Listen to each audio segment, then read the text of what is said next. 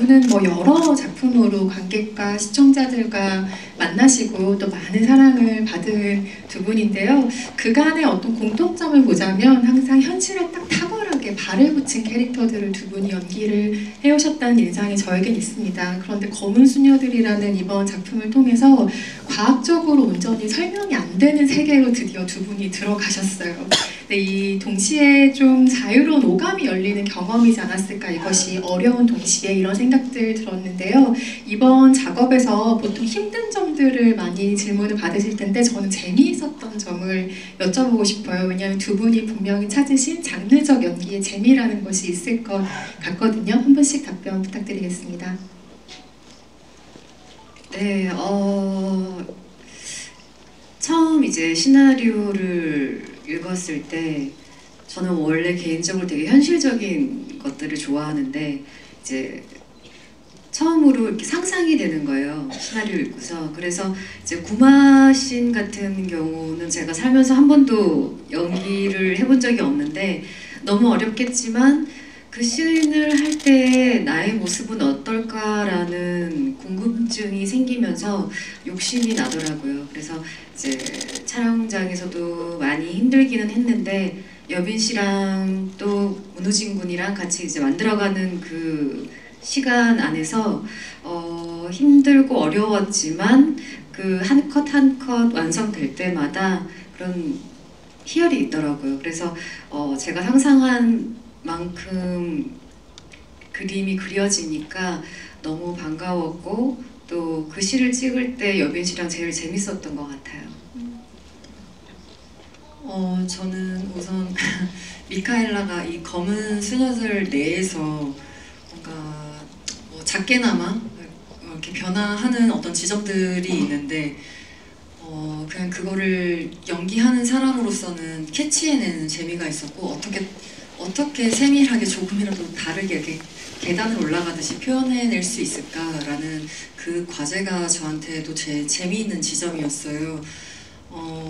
예를 들면 처음에 이제 병실에서 AI 같아 이런 이야기를 듣다가도 어느 순간 유니아의 칭찬을 받고서는 너 뭐 잘한다 뭐 이렇게 인정해줄 때 타로 카드를 선보였을 때 있잖아요. 그럴 때는 제가 다 큰 성인이지만 그 미카엘라라는 성인 수녀 안에 한 아이가 그제서야 뭔가 봉인 해제되는 느낌이 들었으면 좋겠다는 생각이 들었어서 그때부터 좀 더 약간 어린아이처럼 유니아에게 마음을 뭔가 활짝 연 캐릭터를 보여드리려고 했거든요. 근데 그럼에도 불구하고 이제 구마를 할 때는 그녀가 할 수 있는 모든 열심을 어떻게 표현을 하면 좋을까.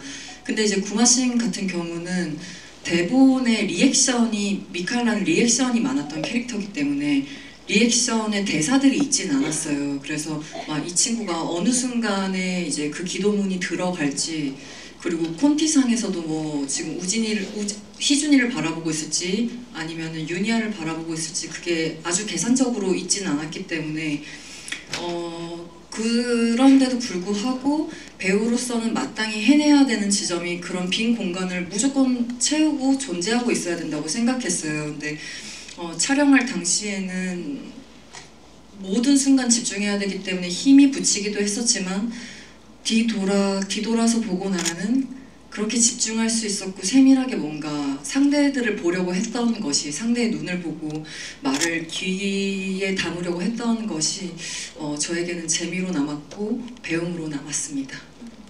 안에 있는 그 어린아이를 봉인해제하려고 했다는 표현이 굉장히 인상적이네요.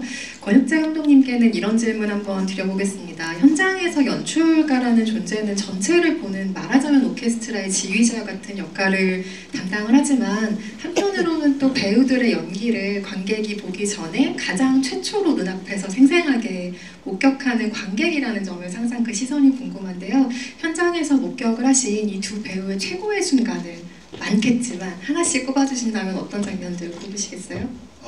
어려운 질문이신 것 같아요. 일단 뭐 보셔서 알겠지만 저는 두 분의 유니아, 미카엘라 캐릭터의 송혜교 배우님, 전유빈 배우님이 함으로 인해서 훨씬 더 영화가 풍부해지고 그런 부분들이 너무나도 많았기 때문에 이게 오히려 계속 다음에 찍는 거에서 계속 영감을 받게 되는 부분들이 있었던 것 같습니다. 근데 이게 영화를 끝나고 났을 때 촬영이 끝났을 때는 어쨌든 그 마지막 그 불구덩이를 뒤로 옆을 두고 유니아와 미카엘라가 나는 희준이를 살려 성당에 가서 종을 치는 걸 하는 그때의 미카엘라와 유니아의 그 순간들이 참 중요했고 그랬었는데 근데 요즘에 이제 개봉을 하고 이렇게 여러분들과 만나게 되고 저도 계속 곱씹어보고 있을 때 계속 떠오르는 거가 방금 좀 전에 여빈 씨가 말씀을 했던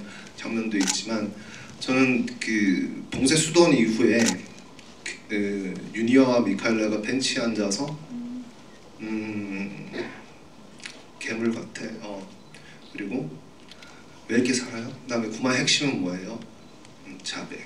뭐 이렇게 운명도 얘기하고 그리고 나서 바로 이어지는 씬이 또 그 타로 카드를 가지고 카페에서 두 분이 얘기 나누는 장면이 있는데 그게 저는 계속 마음속에 계속 떠올라요. 계속 제가 그 잔상이 너무나도 그 정직하게 찍기도 했지만 촬영 감독님과 조명 감독님의 그 캐릭터의 심리를 어쨌든 조명으로 그 미칼라의 감정에서는 얼굴에 어른거리는 나뭇잎 그림자들 하지만 둘이 아이 컨택하는 장면에서 바로 이제 다음 씬으로 넘어가는 장면들 그리고 거기서는 아까 여비 씨도 설명하셨던 부분 그리고 또 우리 영화상에서는 그 캐릭터가 되게 중요한 어쨌든 변곡점이 되는 지점이었기 때문에 근데 마침 그 타로 카드 카페 씬은 우리 영화에서 실제 촬영할 때 맨 마지막 크레인컵 날 찍은 장소입니다.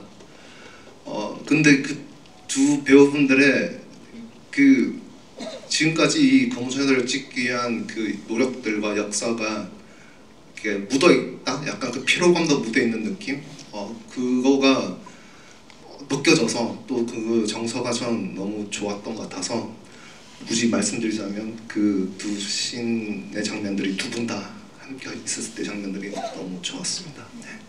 소설이라면 텍스트라면 그 글자들을 읽어가면서 읽는 사람 한 명 한 명이 머릿속에 떠올리는 이미지가 조금씩은 다르지만 영화는 단 한 컷만으로 어떤 장면의 관계성과 또 톤 앤 매너를 설명해야 하는 게 또 영화이기도 합니다. 방금 벤치 씬을 언급해 주셔서 그 미카엘라가 괴물이라고 자신을 지칭할 때 그 어른거리는 나뭇잎의 그림자를 보면서 저도 현장에서 저 그림 만드느라 아주 애를 쓰셨겠다는 생각을 했던 기억이 문득 있는데요. 둘의 관계성, 앞으로 어떻게 나아갈 것인지에 대한 무드까지 담아낸 장면이었다고 생각합니다. 촬영 조명과 더불어서 음악 역시 때로는 캐릭터의 감정을 증폭시키고 영화를 밀고 나아가는 동력이 되기도 하는 아주 중요한 장치인데요. 저는 이번에 검은수년을 보면서 스코어가 많은 장면을 굉장히 풍성하게 감싸고 있다는 인상을 받았는데 사실 음악 감독의 입장에서는 장르와 성격에 따라 음악을 어떻게 활용해야 될지를 계속 조율해야 한다는 생각이 들거든요. 검은수녀들의 경우에는 음악이 좀 이런 역할을 했으면 좋겠다라고 생각하셨던 부분은 어떤 게 있을까요? 김대성 음악 감독께 질문드립니다. 네, 일단은 저는 그 검은 사제들과 검은 수녀들의 두 편을 다 작업을 해가지고 이제 일단은 크게 보면은 검은 사제들의 DNA, 아까 많은 부분의 DNA가 연관되어 있다고 그랬잖아요. 그러니까 일단 검은 수녀들을 작업할 때 가장 중요하게 생각했던 것 하나가 검은 사제들의 세계관을 어떻게 이 검은 수녀들의 세계관으로 끌고 올까였어요. 그래가지고 보시다 보면 오프닝에 그 시작할 때 그 메인 테마가 나오는 그 호흡이나 이런 것들이 사실 어떻게 보면 검은 사제들의 연장선으로 똑같거든요. 그리고 엔딩에 어떤 그 큰 대교가 나오면서 좀 벅차오르는 음악으로 끝나는 것까지 일단 그 세계관의 DNA를 통일시켰고 그 다음에 이제 그 검은 수녀들의 그 음악을 작업할 때 또 굉장히 중요하게 생각했던 게 이게 이제 남녀의 역할이 뒤바뀌어요. 이게 어떻게 보면은 이제 메인 서사를 이끌고 가는 그 캐릭터가 수녀가 되는 것만으로도 영화의 무드가 굉장히 달라지거든요. 세계관이 완전히 달라지기 때문에 이런 것들에 대해서 어떻게 차별화를 둘까, 이 둘의 감정성, 그 다음에 이게 어떻게 보면 여성 연대, 그리고 약자에 대한 어떤 그런 이야기라고 저는 생각을 해가지고 어떻게 보면 장르물이라기보다는 이 두 사람의 감정 라인이라든지 그 다음에 이 두 사람이 진짜로 해서 어떤 행동들을 궁극에 하려고 하는지에 대한, 그러니까 결국에는 희생을 하잖아요. 희생. 윤희아 수녀가 불구덩이로 이제 걸어 들어갈 때 나오는 그 이름이 그 곡 제목이 파스칼의 희생제물이라는 그게 희생과 제물이라는 이 단어가 두 개가 다 있거든요. 이게 1편에서는 강동원의 그 후광 그 논란 있잖아요. 강동원 배우가 노래를 하면서 막 이렇게 걸어올 때 썼던 그 음악인데 그때는 강동원 배우가 화면 앞으로 다가오는 때 이제 그 음악을 사용을 합니다. 근데 이때는 윤희아 수녀가 멀어지는 장면에 불구덩이로 들어갈 때 이제 그 음악을 사용하면서 이 사람이 결국에는 자기 몸을 희생을 하면서 한 아이의 생명을 구하려고 하는 가장 그 어떤 걸 표현하려고 어쨌든 이런 이 내면의 어떤 강인한 것들을 표현하려고 음악을 이렇게 작업을 했던 것 같아요. 그래서 그 장르물이라기보다는 감정 라인에 좀 집중을 많이 했던 것 같고 제가 또 제가 그 다른 영화 이야기를 해서도 죄송하지만 82년생 김지영이나 한공주 같은 작업을 하는 마음으로 어떻게 보면 이 검은 수녀들 작업을 했던 것 같아요. 네. 언급해주신 장면 가운데 최부재의 장면은 10년째 오해를 받고 있는 장면이죠. 조명을 더 켜지 않았는데 왜 강동원 씨만 조명을 켜줬냐. 장재현 감독님이 아니다라고 공식적인 답변을 내놓으셨음에도 불구하고 10년째 논란이 되고 있습니다. 사실 이 모든 세계관은 장재현 감독이 11년 전 선보인 단편 12번째 보조사제에서 이만큼의 세계관이 확장이 된 겁니다. 검은 사제들을 지나서 이번 검은 수녀들까지 세계관이 확장이 됐는데요. 정말 남다른 기분이 장재현 감독으로서는 드실 것 같고 사실 그 단편으로 먼저 만들었던 이유가 장편 제작에 좀 어려움들이 있기 때문에 단편으로 먼저 약간 말하자면 샘플링을 하신 셈이었던 거잖아요. 근데 그때와 비교해서 장르적인 허용이 많이 받아들여진 어떤 업계와 관객들의 변화를 좀 감지하고 계시지 않을까 싶어요. 그때와 비교하면 어떤 생각들 드세요? 네, 저도 그때 검은 사제들 개봉했을 때 관객들이 모르겠어요. 저한테 이렇게 몰래 와서 저 사실은 이런 장르 좋아해요. 약간 이렇게 약간 이 장르를 좋아하면 안 될 것 같은 그런 좀 게 있었는데 뭐 곡성이라든가 뭐 파묘라든가 이런 영화들이 좀 나오면서 이제 좀 커밍아웃된 그런 느낌이 조금 있어요. 그래서 기분이 좀 제가 사회에 이바지를 하고 있는지 잘 모르겠습니다. 말하자면 검은 장르에서 흰 장르로 조금 올라온 느낌 같은 공식적인. 네. 예, 그거가 검은 수녀들이 이제 그거를 딱 도장을 좀 찍어주는 것 같은 느낌이 좀 있습니다. 네, 우리의 윤희아 수녀에게 질문을 한번 드려보겠습니다. 윤희아 수녀를 연기하는 송혜교 배우로서는 아마도 감정을 폭발시키고 드러내는 것보다는 이렇게 올라오는 것들을 계속 누르고 절제하는 게 아마 현장에서 가장 큰 과제이지 않았을까 싶은 생각이 들었는데요. 실제로 윤희아는 그 부마자 안에 악령을 대할 때를 제외하고는 감정을 정말 최대한으로 절제하는 캐릭터라고 느꼈습니다. 그래서 현장에서 혹시 예상 밖으로 감정이 마구 동요했던 순간 있으셨는지 궁금했어요. 각본을 읽으면서 상상했던 때보다요. 이제 보신 분들은 아시겠지만 윤희아 수녀는 전사가 설명이 잘 되어 있지가 않아요. 그래서 윤희아는 왜 그 아이를 살리기 위해서 그런 용감한 선택을 했을까? 그리고 나라면 그럴 수 있을까?부터로 시작을 했던 것 같아요. 저는. 그래서 나라면 못할 것 같다가 답이었는데 근데 윤희아도 같은 사람인데 어떻게 저렇게까지 용기가 있을 수 있지? 라는 생각을 되게 많이 했는데 수녀니까 할 수 있다 라는 결론으로 이제 일찍이 이제 미카엘라는 본인의 그 트라우마, 본인이 가진 그 영적인 거를 밀어내는, 인정하고 싶지 않은 친구이지만 윤희아 수녀는 아주 오래전에 그걸 다 받아들이고 인정을 하고 산 수녀이기 때문에 그렇게 모든 어떤 것들에 흔들리지 않았다라고 생각을 해요. 그래서 그런 생각을 처음부터 가지고 갔기 때문에 촬영하면서 그런 템포를 잘 맞출 수 있었던 것 같아요. 그리고 또 옆에서 여민 씨가 그 호흡을 너무 잘 맞춰주셔가지고 제가 도움이 많이 되지 않았나. 네. 관련해서 또 이런 질문도 드려보고 싶은데요. 윤희아를 설명할 수 있는 여러 가지 키워드들이 있지만 저는 가장 크게 큰 의미에서 사랑을 이야기하고 싶은데 사실 그간 송혜교 배우는 멜로가 사랑한 배우이고 또 우리가 멜로로서 보기를 너무 소망했던 사랑했던 배우이기도 하죠. 그런데 장르의 영역으로 들어오시면서 또 이번 영화를 특히 통해서 송혜교 배우가 더 크고 깊은 의미의 사랑을 이야기하는 캐릭터로 뭔가 돌아왔다. 더 큰 사랑 안에 이 배우가 계시게 되었구나라는 생각이 들었는데요. 영화를 찍으면서 혹시 더 큰 차원의 사랑을 깊이 생각하게 되셨는지 실제로 어떠셨는지 궁금하네요.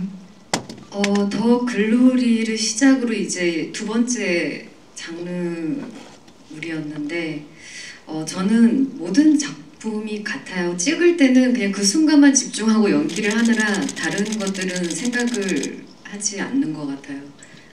그 순간 정말 윤희아가 되기 위해서 너무 열심히 했었고 모든 작품이 그렇지만 끝나고 나면 이제 이런저런 생각들이 드는 것 같고요. 연기를 하는 동안에는 다른 생각을 좀 하지 않는 편인 것 같아요. 네. 시간이 조금 흘러서 언젠가 다시 검은 수녀들을 이야기할 자리가 있다면 제가 그때 꼭 잊지 않고 여쭤보겠습니다. 영화라는 건 사실 시간이 완성시켜주는 무언가이기도 하다는 생각이 들고요. 아까 그 벤치 씬 얘기가 나와서 전예빈 배우에게 관련한 질문을 드리려고 하는데요. 저는 그 미카엘라와 윤희아가 나란히 앉아서 대화하는 씬의 무드가 정말 좋았어요. 거기서 미카엘라가 자신의 처지를 괴물이라고 설명을 하고 미카엘라에게 윤희아가 처음으로 세례명이 아닌 자신의 이름을 알려주는 장면인데요. 그 장면을 기점으로 미카엘라가 윤희아에게 조금 더 본격적으로 마음을 연다라는 느낌이 확실한 씬이었는데 실제로 아까 말씀하셨던 계단을 올라가듯 하는 그 변화에 이 장면을 기점으로 조금 더 과감한 조율이 있었을지 캐릭터의 변화 지점으로 삼으셨는지도 궁금했어요. 네, 이제 그 장면에 나오는 대사들이 저는 좀 시적이라고 생각이 들었어요. 직설적이기도 하면서 시적이기도 한 거예요. 괴물 같아, 괴물. 근데 그 괴물이라는 게 단순히 귀태라서 괴물이라고 지칭하는 걸까?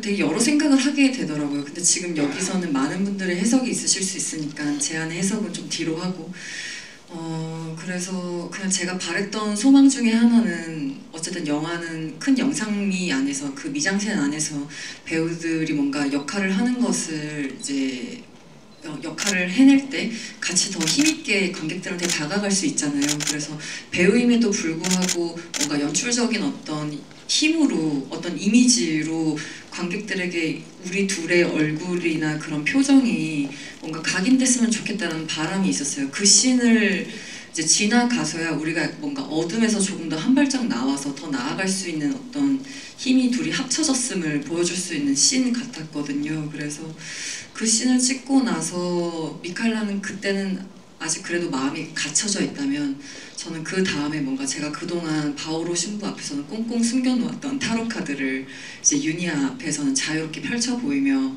이제 이내 윤희아 수녀의 칭찬에 아이같이 웃고 말잖아요. 그러면서 이제 그때부터 이제 뭔가 자유롭게 정말 행진할 수 있는 수녀 미카엘라가 될 수 있지 않을까라는 생각을 하였습니다. 장르 영화 그리고 그 중에서도 오컬트 내 여성 투톱이라는 구도 자체는 한국 영화계뿐만 아니라 사실 뭐 세계 영화계를 다 찾아봐도 사실 전례 없는 귀한 풍경이라는 생각이 듭니다. 그래서 저는 이 영화를 수녀 버디 무비라고 지칭을 하고 싶은데요. 사제들이 아닌 수녀들의 행보였기에 이 영화가 한층 의미를 지니는 점이 있다고 보는데 장재원 감독님은 어떻게 보셨는지 궁금해요. 수녀들이기에 생긴 매력은 무엇일까요? 저는 그거를 이렇게 뭐라고 할까 말로 표현하기가 좀 힘든데 기억에 남는 몇몇 장면들이 있어요. 죄송합니다. 역에서 그 외국 사제를 기다리는 장면에 되게 체구가 작으신 두 분이 이렇게 서 있는 장면이랑 그 다음에 그 베스킨라빈스에서 이렇게 있는 모습이 저는 너무 이렇게 좋더라고요. 그게 되게 실제 소녀분들이 그렇게 있었던 거를 마치 봤던 것처럼 그 장면이 되게 작고 보이지 않지만 굉장히 좀 강인한 두 여성상 같은 느낌이 좀 들었었고 그리고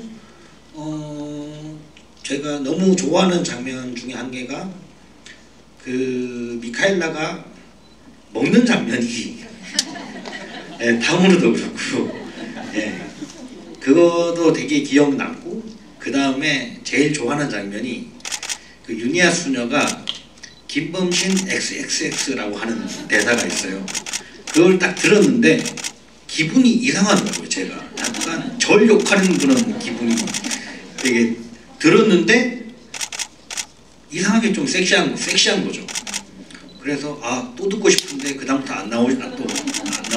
그래서 참 묘한 그게 참 뭐라고 할까 신부들이 했으면 좀 그냥 그런 느낌일 것 같은데 또 이렇게 아기자기하면서도 거기 안에 있는 뭔가 강인함이 느껴지는 그런 장면들이 꽤 있어서 되게 좀 보석 같은 예, 그런 느낌이 좀 많이 들었습니다. 검은 사제들을 보신 분들은 아시겠지만 시간이 오래 흘러서 사실 김범신이 누구야? 라고 생각하셨던 분들이 혹시 계실까봐 검은 사제들에서 김윤석 배우가 연기했던 김신부의 이름이 바로 김범신이었죠. 그래서 김범신을 욕하는 것은 본인을 욕하는 것 같았다라는 평을 지금 장난을 좀 섞어서 들려주신 셈이고요. 이 영화가 어떤 방식으로 공포를 만들어 가는가도 사실 오컬트 영화로서의 중요한 맥락이었다는 생각이 드는데요. 그 우리가 보통 점프스케어라고 부르는 것이 있죠. 그러니까 깜짝 뭔가 관객을 놀라게 하는 효과를 점프스케어라고 하는데 그렇게 불필요한 것들을 좀 남발하는 대신에 진득하게 에너지로 조금 무게감을 쌓아 올리는 방식의 오컬트 무비였다는 생각이 듭니다. 그래서 장르적으로 관객이 기대하는 공포의 수준이라는 게 분명히 있잖아요. 그것과 또 연출가의 목표 사이에서 중심을 계속 잡아가야 했던 작업일 것 같은데 고영재 감독님 어떠셨는지 여쭤보겠습니다. 네, 저는 이제 검은 사제들의 팬이었고 또 검은 사제들가 한국 영화에서 진짜 그 털을 닦았다고 저는 생각하는데 이 검은 사제들을 준비하면서 이 오컬트란 과연 무엇이냐에 대해서 누군가가 저한테 묻게 되면 어쨌든 대답을 해야 될 것 같고 제 스스로도 저의 전작들이나 저라는 사람을 봤었을 때 오컬트를 새로운 도전 같기도 하고 저한테 진짜 엄청난 새로운 도전이었는데 저는 이게 처음 이 시나리오를 봤을 때 그리고 우리 하나둘 배우분들과 같이 만들어 가는 속에서 느끼는 거는 이게 공포의 방점을 찍는 것보다 드라마의 방점이 찍힌다라고 장르적으로는 표현을 할 수밖에 없다라는 생각이 좀 들었고 점프 스퀘어라는 게 보통 우리가 갑툭튀라고 하잖아요. 갑자기 툭 튀어나오는 라고 이게 줄임말로 해서 한국식으로는 갑툭튀라고 부르는데 그것도 공포 영화에서는 되게 점프 스퀘어를 잘 쓰고 설계돼서 준비한다면은 그럼 되게 효과적인 공포 영화의 하나의 부분이라고 생각합니다. 근데 우리 영화는 그렇게 접근하는 것보다 우리의 인물들의 그 감정과 그 여러 가지의 미묘한 그 분위기들을 잘 잡히는 거가 좀 더 중요하지 않나라는 생각을 계속 했고요. 앞서 말씀드렸던 그 진중한 에너지라고 하는 부분들이 결국은 우리 영화는 그 두 수녀의 여성 연대의 힘이 분명히 있는 것 같아요. 이게 영화에서도 분명히 흐르고 있는데 여기에 대해서는 뭐 얘기 나눌 수 있는 부분들이 되게 많을 것 같습니다. 하지만 제일 중요한 거는 결국 공포라고 하는 것은 어떤 전조가 있고 어라 저게 뭐지? 그리고 이게 무섭다? 그리고 나서 그 무서운 상황을 빨리 벗어나기 위해서 보통은 와! 꺄! 이렇게 소리를 지르면서 그 와이를 해서 어쨌든 그 무서움을 해결하려고 하는 그 흐름으로 하는 것인데 우리 영화는 유니아 캐릭터도 그렇고 미카엘라 캐릭터도 그렇고 이미 유니아는 그런 무서움의 전사가 아주 디테일하게 그려져 있지는 않지만 유니아 캐릭터상 뭔가 악령이나 사령들이랑 무서운 일이 벌어졌을 때 그에 대해서 연연하지 않는 강직한 용기가 있는 대담한 인물로 저는 그려진다고 생각합니다. 오히려 진짜 그 건의에 있는 현실의 이 스템 이런 것들이 오히려 더 공포로 와닿을 수도 있겠다는 생각도 들었고 미카엘라는 어떻게 보면 의사이며 수녀이며 사람들을 구하기 위해서 엄청난 노력을 해왔고 자신의 아픔들을 꾹꾹 답답함을 꾹꾹 담았을 것 같아요. 그러니까 그 영화 속에서도 룸메의 언니의 귀신들이 나오고 방문 환자가 나오고 했었을 때도 어떻게 미카엘라가 그걸 반응하느냐에 대해서도 원래 여빈 씨랑도 참 논의를 했었는데 그 감정의 미세한 조절에 따라서 미카엘라 캐릭터가 좀 달라지는 부분이 있다고 생각이 들었습니다. 그걸 관객분들한테 놀래키거나 되게 두려움에 떨게 하는 방식으로 접근하기보다 지금 이 캐릭터들이 훨씬 더 개연성이 있게끔 배치되는 거가 좀 더 중요하다라는 생각을 좀 많이 했던 것 같습니다. 그리고 이제 구마호식에서는 검사제들이 굉장히 진짜 설계가 다 되고 잘 집되어 있는데 그걸 따라가면서 이 두 수녀가 따라가는 것을 비교해보는 재미도 분명히 있을 거고 또 다르게 해석되는 부분들이 또 있을 것이다. 또 우리 검은 수녀들만의 그 연대하는 무속과 연대하는 신성한 경호한 자세 그 부분들이 되게 중요하다고 생각했습니다. 그 연대가 훨씬 더 좀 중요한 에너지로 생각을 했던 것 같습니다. 네. 미세한 조정들이 모여서 하나의 커다란 증폭으로 가는 이 영화의 방식을 조금 더 주목해 주셨으면 좋겠습니다. 영화 안에서 캐릭터를 연기하는 배우의 목소리나 톤이 음악에 고려되는 부분이 분명히 있을 것 같다는 생각이 드는데요. 엔드 크레딧에 또 우리가 유니아 수녀의 아주 성스러운 기도문을 들을 수 있어서 굉장히 기쁜 마음으로 극장을 나서게 되는 작품이기도 한데요. 미카엘라의 네, 미카엘라. 네, 기도문을 읽은 스코어입니다. 거기는 약간 비하인드가 있는데 원래 이제 노래를 같이 하기로 했는데 바빠가지고 노래를 못했어요. 그래가지고 이제 기도문으로 해서 이게 저는 3편이 나왔으면 좋겠거든요. 그래서 거기 보면은 강동원 씨의 목소리도 나오고요. 그 엔딩 곡 거기 김윤석 씨의 또 백코러스도 있습니다. 그래서 이 세 명이 또 한 팀을 이뤄가지고 하는 그 3편을 기대하는 마음으로 그렇게 음악을 만든 겁니다. 네. 그래서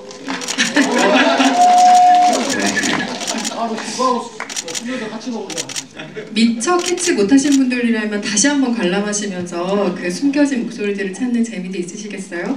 송혜교 전여빈 배우가 가진 그 고유의 톤이 음악의 무대 영향을 준 부분도 혹시 있을까요? 그러니까 악기들이 좀 다른 것 같아요. 그러니까 남자 배우들이 나오면 남자들이 어울리는 악기들이 있어요. 이게 일종의 그냥 이분법적으로 이렇게 하는 게 아니라 그분의 얼굴이나 그분의 목소리에 따라서 악기 선택들이 좀 달라지거든요. 예를 들어 그 타로 카드를 카페에서 이렇게 할 때는 피아노 소리를 거꾸로 돌렸어요. 그래가지고 그런 약간 좀 그 과거의 어떤 그 유년 시절의 어떤 그 타로 카드를 처음 전달받았을 때 그 유년 시절의 감정 같은 것들을 다시 회상하는 듯한 느낌으로 피아노 소리 같은 것들을 거꾸로 돌려서 약간 좀 그런 곱고 하지만 그 안에 좀 강인한 멜로디 같은 것들을 심어보려고 노력을 했고 저는 또 그 제가 생각하는 오컬트 영화라는 거는 요즘 너무 많잖아요. 이게 검은 사제들 때만 하더라도 이런 장르가 대중화가 되지 않아서 그때는 이 세계를 어떻게 믿게 만드느냐의 고민을 되게 많이 했던 것 같아요. 근데 이제는 이제 너무 대중적인 장르가 돼버려가지고 이제는 남들과 어떻게 하면 조금 다를까? 약간 이런 생각들을 많이 했던 것 같아요. 그래서 오히려 그 뭐 이런 효과음 그런 좀 강한 것보다는 예를 들어 그 미카엘라 수녀가 그 병실에서 그 어떤 영혼과 조우하는 좀 약간 소름 끼치는 장면이 있잖아요. 거기는 아예 음악을 빼버렸어요. 처음에 딱 손이 나왔을 때 정적으로. 그래서 음악에 텐션을 주는 방식을 더하는, 그러니까 양의 방식보다는 약간 음의 방식으로 조금 빼면서 작업을 했던 것 같아요. 그리고 아주 지극히 현실적인 것에 약간 이슬적인 요소가 오면서 공포를 느낀다고 생각을 했어요. 그래서 그러니까 저는 그런 생각들을 자주 하거든요. 만약에 이런 좌석에 저기 구석에 어떤 그 희한한 그 조각상이 하나 있다. 그러면 그 대부분의 사람들은 그걸 무시하고 뭐 지나갈 수도 있지만 어떤 사람들은 그게 안 어울린 장소에 그런 게 있는 걸로 약간 어떤 사람들은 소름이 끼칠 수도 있거든요. 그러니까 저는 그런 순간에 오히려 이제 그 어떤 사인 같은 것들, 그런 소리 같은 것들을 주면서 이 오컬트의 세계관을 좀 만들어 보려고 했던 것 같습니다. 네. 당연하지만 예시를 들어주신 것입니다. 이 상영관에는 아무것도 없습니다. 여러분 네, 놀라지 마시기 바라겠고요. 관객석으로 마이크를 넘기기 전에 장재영 감독님 오늘 스페셜 게스트로 모셨으니 혹시 게스트분들께 영화를 보시면서 궁금한 게 있으셨다면 하나 질문을 먼저 해주시고 관객석으로 마이크를 넘길까요? 네, 그 윤희아 수녀님께 하나 여쭤보고 싶은데 제가 각본을 보긴 했는데 꽤 오래전에 봤던 것 같아요. 그래서 각본에 있었는데 좀 없어져서 좀 아쉬운 장면이나 뭐 그런 게 좀 있는지 좀 궁금합니다. 네, 원래 촬영까지 다 마쳤는데 이제 중간에 이제 미카엘라가 제가 함께 하자라고 계속 얘기를 하는데 미카엘라는 그거를 이제 인정하지 않는 그 부분에 있어서 한번 크게 부딪히는 장면이 있어요. 제가 미카엘라에게 이제 도로 한복판에서 화를 내는 장면이 있는데 저는 그 장면이 조금 없어진 것이 조금 아쉽더라고요. 왜냐하면 그 부분이 좀 보였더라면 관객분들이 저희 둘을 따라오는데 더 조금 도움이 되지 않았을까라는 생각이 들어서 너무 좋은데 그 부분에 그 씬이 더 들어갔더라면 더 조금 제 개인적으로는 더 풍성해지지 않았을까라는 아쉬움이 있습니다. 저도 감독님께 좀 부탁드리면 DVD가 나오면 좀 삭제된 장면이 좀 많이 볼 수 있으면 좋을 것 같아요. 네, 뭐 딜리티드 씬들이 아무래도 뭐 스페셜 패치에 있겠죠. 많이 쓰실 거고 굉장히 많이 있습니다. 네. 네, 그걸 보려면 여러분의 힘이 정말 중요합니다. 네, 확장판이든 무엇이든 볼 수 있는 날이 오면 좋겠고요. 관객 질문 받아보겠습니다. 손 들어주시면 마이크 전달 드릴 텐데요. 저쪽, 네, 앞쪽에 세 번째 줄 사이드에 계신 분께 마이크 전달 드립니다.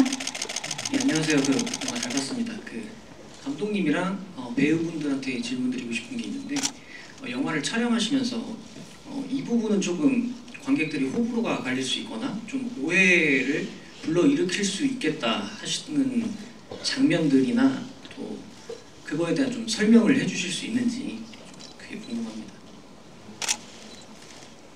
그러니까 이제 논란이 될 거라거나 뭔가 호불호가 나뉠 수 있겠다라는 거에서는 저는 이제 크게 그 부분보다는 우리 영화만의 색깔이고 개성이라고 저는 생각을 했고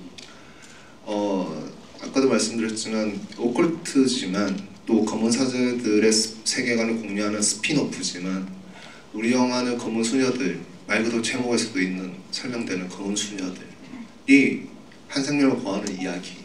근데 그게서 어떻게 받아들일까 관객분들이 그러니까 이 만드는 사람들조차도 이걸 어떻게 받아들일 것인가. 이게 막상 성별을 수합해서 만든 개념이 아니라 이거는 아까도 음악 감독님 말씀드린 그 무드가 그냥 바뀐다가 아니라 여러 의미가 해석할 게 되게 많거든요. 이제 그런 부분들을 저도 제일 고민했던 것 같아요. 이게 연대의 이것이 지금 우리가 지금 여성 연대의 서사 뭐 이렇게 볼 수도 있긴 하지만 저는 나중에 그 마지막 구마신에서 솔직히 이 악마의 존재가 굉장히 나쁜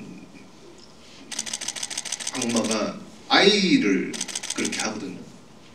실제로 우리 영화는 문우진 군이라는 그 배우가 중3, 중2, 중3의 나이로 이 어려운 도전을 한 거거든요. 근데 그 친구가 굉장히 연기도 잘하지만 입에 그 욕을 뱉거나 하는 거가 실제로 굉장히 열심히 반듯한 친구고 그걸 해야 되는 거가 저도 연출자로서 뽑아내야 된다거나 친구랑 얘기했을 때 이게 진짜 여러 감정이 들었었는데 그 악마라는 존재가 아이에 대해서 얘기를 나눈 대사들이 있거든요. 그게 저는 되게 지금 마음이 많이 무거워요. 극장에서. 근데 그거와 다르게 우리 영화는 여성 연대나 이 여성 주인공의 이야기, 오컬트로서의 공포의 부분들 이런 부분들에서 얘기 나눈 거와 넘어서 또 이런 부분들도 저는 좀 얘기가 있지 않을까도 생각도 했었고 저는 오히려 이제 그런 것들이 좀 고민이 됐던 부분들 있습니다. 그래서 호불호나 뭔가 비하나 이런 것들을 생각하기보다 이 영화 자체 만듦에 있어서 어떻게 더 집중하는 데 있어서 더 노력을 하려고 했던 것 같습니다. 네, 제가 지금 객석에 있는 관계자들과 긴밀한 소통을 이어가고 있는데요. 더 많은 질문을 받기 위해서 시간 관계상 네, 양해를 부탁드리고 다음 질문으로 넘어가도록 하겠습니다. 이쪽 중앙에 계신 두 번째 사이드에 계신 네, 관객분께 마이크 전달드립니다. 네, 안녕하세요. 영화 잘 봤습니다. 저는 권혁재 감독님께 질문드리고 싶은데 그 검은 사제들에서는 새끼 돼지의 12형상인 마르바스를 받았고 수녀님께서는 이제 악령을 잉태하는 방식으로 영화가 끝이 나는데 마지막에 유니아 수녀 묘비에 적힌 탄생 그게 1983년 개해년 검은 돼지 흑돈의 해라서 혹시 이거 스토리상으로 의도하고 연출하신 건지 궁금합니다. 네, 이상입니다. 네, 마지막 그 묘비 유니아 묘비의 그걸 보시고 지금 생각하시는 거죠. 이제 당연히 이제 그게 이제 돼지떼를 나오고 그리고 그게 이제 띠라는 거가 어쨌든 당연히 이제 그런 부분들이 이어질 수 있는 해석도 저는 있을 수 있다고 생각했는데 그거를 콕 집어서 우리가 지금 드러내려고는 한 의도는 아니었고 근데 그건 충분히 그렇게 해석될 수 있는 부분도 있다라고 생각을 합니다. 이제 그거는 또 또 하나의 또 해석의 또 재미일 수도 있고 그거는 생각을 했습니다. 예, 그 부분은 이렇게 보실 수 있는 부분도 있겠구나 그런 생각을 했습니다. 네, 눈썰미가 아주 밝은 관객 덕분에 이런 정보를 알게 됐습니다. 다음 질문 또 받아보겠습니다. 바로 뒷줄에 두 번째 뒷줄에 계신 분께 마이크 전달드릴게요. 네. 네, 영화 너무 잘 봤습니다. 감독님께 질문 드리고 싶은데요. 권혁재 감독님께 질문 드리고 싶은데요. 그 유니아 수녀의 방이 잠깐 나오는 씬이 있는데 그때 박쥐 다큐멘터리가 나오고 있잖아요. 그때 이제 유니아 수녀가 그저 검은 수녀라는 그런 상징을 보여주는 건지 아니면 또 다른 의미가 있는지 궁금한 점을 좀 여쭙고 싶습니다. 그 유니아 집은 그리고 지금 어쨌든 유니아의 공간이 처음 소개되는 곳인데 지금 말씀하셨던 TV 어쨌든 정보가 박쥐라는 그 다큐멘터리 EBS 다큐멘터리가 나오다 보니 더 이제 그렇게 생각해 볼 수 있는 것 같은데요. 이제 그런 거가 저는 오컬트의 참 재미인 것 같아요. 근데 그 의도에서 박쥐도 어쨌든 쥐라서 뒤에 보면 우리가 또 쥐도 나오지 않습니까? 쥐도 그러니까 귀엽다 뭐 쥐돌이다 이 개념이 아니라 어쨌든 쥐에 그것도 연결될 수 있다 이런 생각도 해봤었고 반면에 그 박쥐라는 거는 어쨌든 음파나 되게 지금 그런 거에 되게 민감한 부분들도 있었고 그런 분위기들 그리고 그러니까 여러 형상들이 지금 힌트가 될 수 있다라는 부분들에서 나올 텐데 근데 이제 그거는 우리에서는 그림으로서나 대사로서 좀 설명되어 있는 건데 조금 다른 페이크적인 혹은 다르게 또 이어질 수 있는 그 경계를 좀 탈 수 있는 친구가 뭐가 있을까 해서 이제 고민을 했었던 걸로 기억합니다. 네, 이번에는 두 수녀 캐릭터에 관련돼서 질문하실 분께 마이크 전달드리려고 하는데요. 손 들어주시면 마이크 전달드리겠습니다. 저쪽 뒤쪽에 손을 들고 계신 관객분께 마이크 전달드립니다.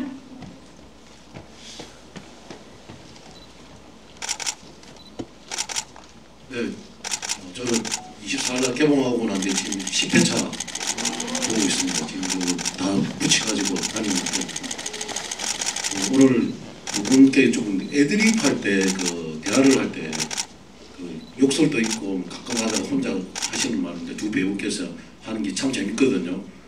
검은 사제다들은 그런 게 좀 약간 없었는데 이번에 이거는 되게 많더라고요. 그 두 분께 감독님 지시에 의해서 했는지 아니면 그냥 순간적으로 너무 애드립인지 좋게 말해서 애드립이고 여기지 않습니까? 그렇게 했는데 그거 좀 듣고 싶습니다. 그리고 검은 사제가 2015년도에 544만 원 돌파했는데 오늘 3일째 보니까 추세를 보면은 한 1000만 갈 것 같습니다. 기대하겠습니다. 그 애드립으로 생각을 하셨나 보네요. 그 대본에 있습니다. 다 대본에 있는 대로 촬영이 진행이 됐고요. 저희는 애드립은 아니었었어요. 네. 네, 또 그리고 제가 파묘 개봉 첫날 관객이었거든요. 천만을 간 이제 파묘의 기운을 받아서 저희 검은 수녀들 화이팅 해보겠습니다. 그 아까 3편 얘기하신 것도 들으셨죠? 여러분의 정말 큰 사랑이 필요합니다. 여러분 많이 사랑해주시고요. 입소문 잘 내주세요. 관객 여러분 사랑합니다.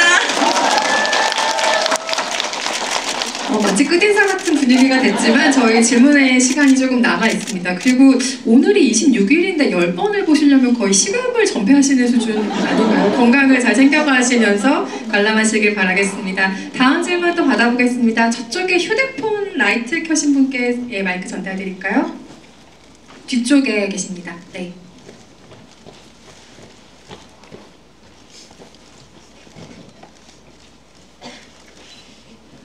감사합니다. 영화 너무 재밌게 잘 봤어요.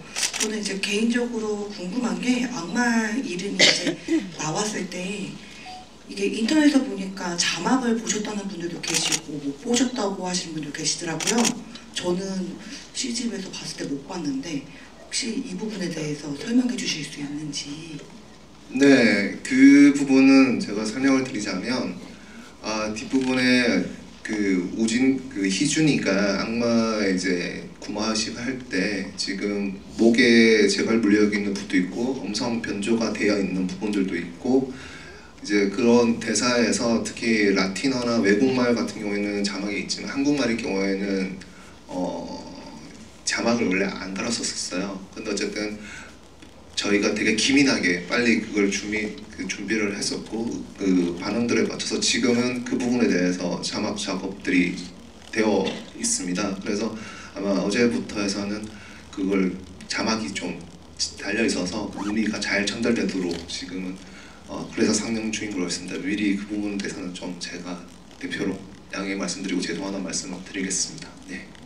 혹시 자막이 없는 버전으로 보신 분이 주변에 계시다면 이 답변을 공식적으로 좀 알려주시기 바라겠습니다. 그래서 이름이 뭐래라고 물어보면 극장에서 확인하면 된다라고 얘기를 해주시면 어떨까 싶습니다. 다음 질문 받아볼 텐데요. 이쪽에 계신 분께 질문이라고 패드 들고 계신 분께 전달드릴까요? 안녕하세요. 네, 저는 전여빈 배우님한테 질문 하나 드리고 싶은데요. 이번 이 구마 사건이 미카엘라 수녀 인생에서 큰 터닝 포인트가 됐을 거라고 생각을 해요. 그래서 앞으로 미카엘라 수녀한테 이 유니아 수녀가 어떻게 기억될지 질문 드리고 싶습니다. 그리고 영화 너무 잘 봤습니다. 네, 감사합니다. 우선 제가 생각했던 미카엘라는 자기 자신 안에 어떤 억압도 있고 트라우마도 있지만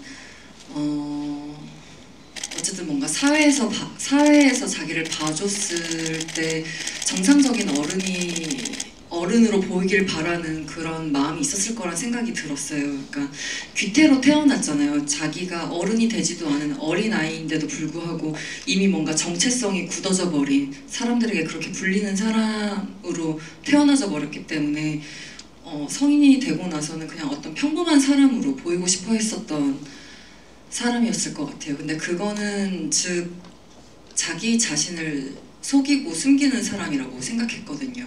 근데 그러면서 유니아를 만나게 되면서는 유니아에게 한 생명을 살리기 위해서 자기 모든 걸 던지고 달려가는 이 솔직한 유니아를 만나고 나서는 물어보잖아요. 우리 괴물 같다고 왜 그렇게까지 하냐고.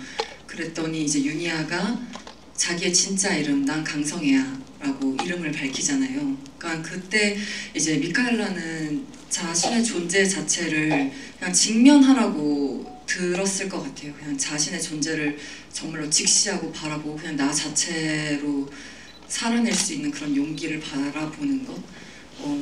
그래서 유니아 수녀를 그렇게 어쨌든 보낸 이후로는 더욱더 직면하려고 살았을 것 같고 유니아가 생명을 살리기 위해서 달렸던 그 길을 미카엘라도 그 누구보다 진심을 다해 유니아를 마음에 품고 달리지 않을까라는 생각을 해봤습니다. 네. 마음 아이의 어린아이를 품었던 미카엘라가 이번엔 유니아를 품고 달린 어떤 풍경을 기분 좋게 상상하게 됩니다. 마지막으로 스페셜 게스트 장재영 감독님께 세계관에 관련해서 궁금한 점이 있다 하시는 분께 마이크 전달드리겠습니다. 저쪽 뒤쪽 사이드에 계신 분께 드립니다. 안녕하십니까. 장재영 감독님께 질문드리자면 혹시 본인이 이제 이 영화를 만드셨다면은 바꾸시고 싶은 장면이 있으셨는지요? 네.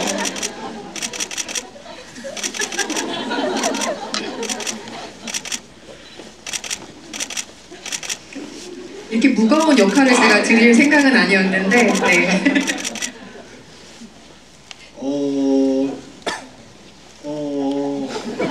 참 어려운 질문이네요. 근데 저는 만약에 했으면 유니아 수녀를 조금 더 겁이 좀 있는 수녀로 좀 했을 것 같긴 해요. 그리고 그 미카엘라 수녀도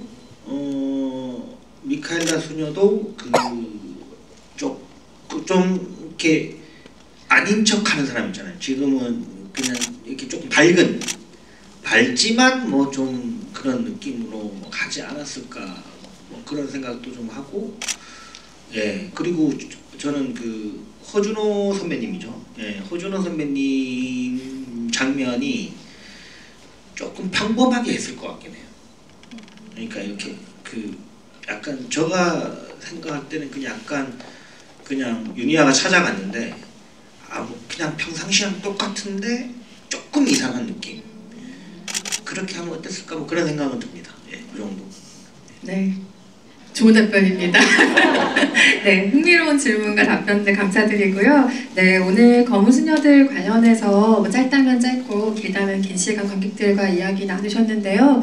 권혁재 감독님부터 오늘 오신 관객들께 끝인사 한 말씀씩 전달 부탁드리고 자리 마무리하겠습니다. 네, 이렇게 늦은 시간까지 함께 또 오늘 장재영 감독님과 또 김태덕 감독님 또 송혜교 배우님, 전혜교 배우님 우리가 검은 수녀와 검은 사자들과 이렇게 함께 할 수 있는 자리가 개인적으로 너무 또 뜻깊고 여러분들과 함께 많은 얘기를 나눌 수 있어서 너무 좋았습니다. 너무 감사합니다. 새해 복 많이 받으십시오. 네. 이 영화 시사 끝나고 장재영 감독님이 저한테 제일 처음 했던 말이 날로 먹었다고 저한테 그 얘기를 했거든요. 제가 사실 1편 음악들을 많이 사용했어요. 그래가지고 근데 이게 사실 시리즈물의 장점인 것 같아요. 제가 하고 싶은 말이 뭐냐면 저 3편 꼭 하고 싶습니다. 진짜 3편에서도 좀 날로 먹고 싶거든요. 그래서 3편에 아마 이제 진짜 계획대로만 잘 만들어진다면 되게 또 희한한 그림들이 나올 것 같아요. 소녀 한 명과 또 신부 2명이 또 등장하는 되게 멋진 영화가 하나 나올 것 같으니까 진짜 이번 이 검은 수녀들 많이 사랑해 주시면 또 3편이 곧 제작에 들어갈 수도 있다라는 말씀을 또 드리고 좀 많이 좀 봐주시면 좋겠습니다. 네, 감사합니다. 네, 여기 오늘 이 자리에 너무 좋아하는 분들과 다 이렇게 앉아있게 돼서 너무 즐거웠고요. 제가 뭔가 더 욕심이 나서 더 이야기를 더 듣고 싶어지는 마음이 드네요. 그래서 빨리 끝나서 너무 아쉬운 것 같고 우선 검은 수녀들 이렇게 큰 명절 앞두고 함께 자리해주시고 경청해주시고 그래주셔서 너무나 감사드립니다. 새해 복 정말 많이 받으시고요. 검은 수녀들 3탄을 기원하며 수녀들이 아니겠다 뭐라고 해야 될까 검은 네, 네 그렇습니다. 검은 네, 네 아무튼 오늘 집에 안전히 귀가하시고요. 오늘도 감사합니다. 네, 뭔가가 저 빼고 다들 지금 3탄을 계획을 하고 계시는 것 같아가지고 좀 기분이 좀 묘한데요. 네, 3탄 잘 되길 바라겠습니다. 네, 설 연휴에 이렇게 귀한 자리 이렇게 시간을 내어주셔서 너무 감사드리고요. 저도 제가 너무 뵙고 싶었던 분들과 함께 이렇게 앉아서 대화를 나눠서 너무나 기분 좋은 시간이었습니다. 네, 검은 수녀들 많이 사랑해 주시고요. 그리고 올 한 해도 건강하시고 행복만 가득하시길 바라겠습니다. 감사합니다. 그 배우변이 아이디어가 생각났는데 유니아의 무덤을 파기 시작하는 거예요. 유니아가 썩지 않고 그렇게 있는 걸로 하면 어떨까 그런 생각이 듭니다. 그러면 전부 다 공평해지시는 거고. 제가 검은 수녀들 개봉하고 전화를 많이 받았어요. 영화 잘 봤다고. 심지어 검은 사제들보다 많이 좋아졌다고. 그렇게 기분이 참 이상하더군요. 예, 아무튼 그래서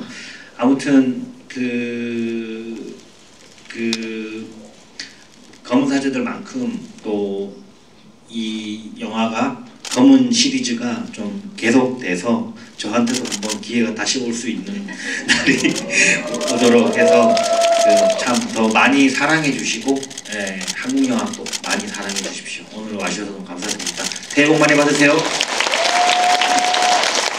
네, 저희가 검은 파묘담 정도가 되려나요? 기쁜 생각들도 해보기도 했는데 네, 오늘 저희의 바람이고 이것은 제작사 배급사의 공식 입장은 아닙니다, 여러분. 하지만 여러분의 성원에 따라서 이 시리즈가 이어갈 수 있는 동력과 또 장기 롱런할 수 있는 또 어떤 동력이 되기도 하니까요. 주변에 좋은 입소문 많이 부탁드리고 검은 수녀들과 함께 좋은 설 명절 보내시기 바랍니다. 새해 복 많이 받으세요. 감사합니다.